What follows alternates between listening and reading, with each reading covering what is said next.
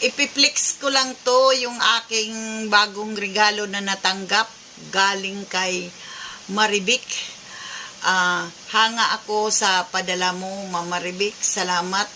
Salamat ng maraming salamat talaga. O, bracelet at saka kwintas, isang set. Maraming salamat. Kasi sabi niya, dapat daw kuno, mayroon akong kwintas na maganda kapag nagbablog ako. Sabi ko, wala naman akong pambili. Pinadalhan niya ako.